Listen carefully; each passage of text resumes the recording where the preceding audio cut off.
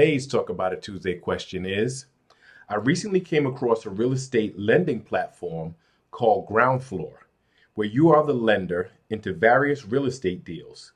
Investments can start around $100.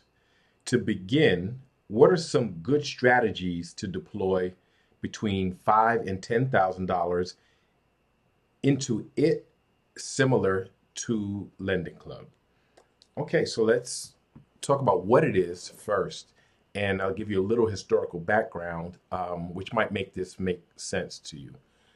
So it's called peer-to-peer lending, and the questioner referenced Lending Club because I used to teach my students to invest in Lending Club as an alternative investment, meaning a way to get interest income, not uh, as a part of your diversified portfolio, but not your emergency fund because it's not liquid, not as a part of your immediate or short-term savings, again, because it's not liquid, not as a, if you're close to retirement, because there is a relatively high risk compared to, say, an index fund or something of that nature.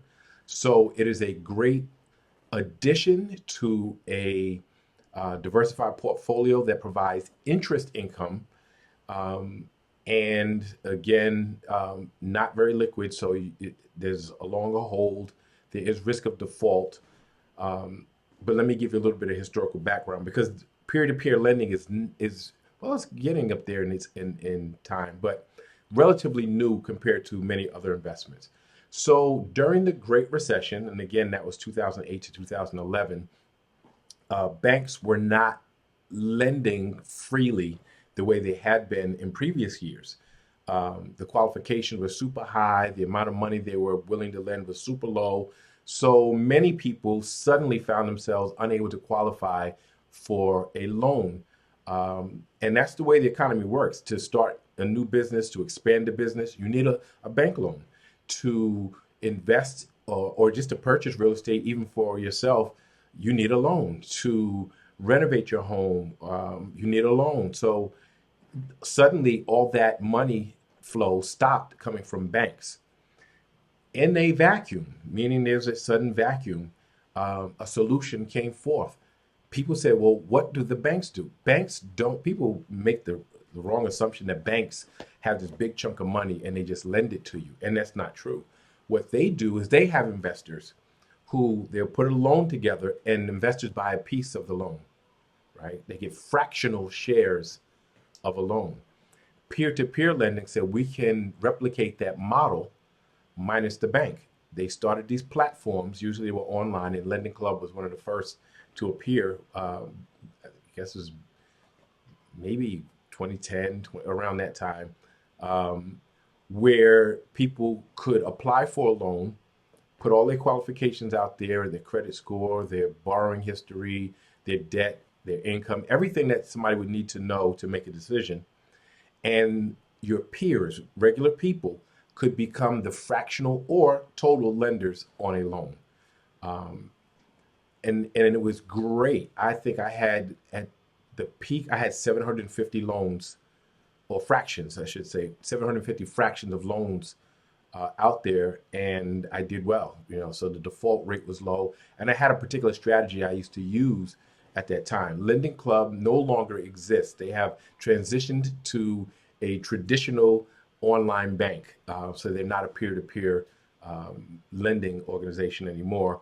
Some government regulations kind of cut into their business and other reasons, but they're now, I think they call it Happen Bank now, but they're a traditional bank.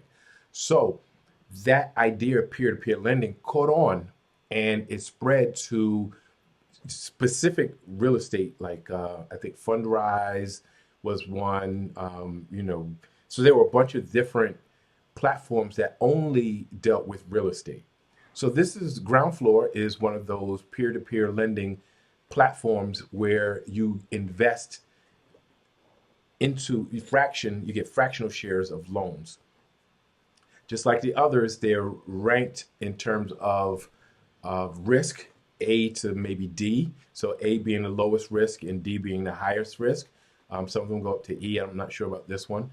And this particular platform deals with new construction, rehab, buy and flips, buy, rehab, and hold. And you're funding these different projects in fractional shares and getting a return. They say the average return for an investor here is 10%. They say that the ratio of default is only 1% since 2013, which is extremely low if that's true. Um, so who would use it and what would be your strategy? Without getting into the specific projects, you could look at one thing you want to do. If you had $5,000 and the minimum you could invest in a loan is $100, that would be the maximum I would invest in any loan, $100. It's better because you will have default. It's better to have that $5,000 spread across 50 loans than to take that $5,000 and put it in one, two, or three different loans where a default now becomes very impactful. So I would 100% for any peer-to-peer lending, whatever that minimum number is, or some do as low as 25, but $100 would pretty much be the max I would put in any loan. I don't care how attractive it looks, $100. So now you're well diversified. And the same with $10,000. I still wouldn't go over 100. So I would just double the amount of loans that I had in my basket, in my portfolio. I would also do, I'd say 80%, at least 80% of them in the extremely low risk, which is the A category, A or B category. I'd have 80% in the A and B category. So your return, as long as it's beating inflation, really, right? So if it's 5%, 6%, 7%, that's fine. For 80%, I would probably do 15% in the moderate risk for the slightly higher, return, and I would do maybe 5% in the high risk, which would probably get you well over the 10%, but you have a higher risk of default. Now, interesting, what I found when I was doing Lending Club, and I can't say for this platform or any other platform, I found that I had more defaults in the moderate risk than I did in any other area, hands down. I didn't see a lot of default in the low risk, and I didn't see a lot of default in extremely high risk. The moderate risk is where I had the most area of default. So basically, that would be my strategy.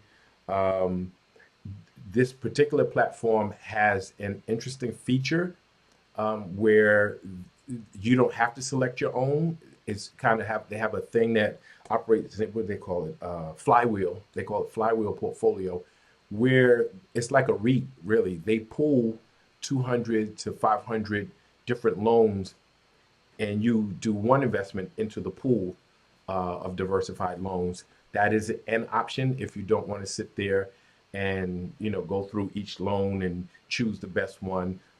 It's the same as recently I had a client who said they wanted to look for dividend ETFs, and I was like, well, you can get dividend stocks individually, and I was like, well, if you do a dividend ETF, you have a big pool of them, and it's sometimes a lot easier. So it depends on you, what you're looking for, but this allows you to get a pool where you just set it and forget it as one investment, and you have like 200 pieces of 200 loans. Or you can do it the way I used to do it, which was they put out a list of loans every week, and every week you go through the loans and see which one makes the most sense for you. But that's pretty much the strategy for all peer-to-peer lending. Well diversified, mostly in the low risk, some in the moderate risk, very few in the high risk.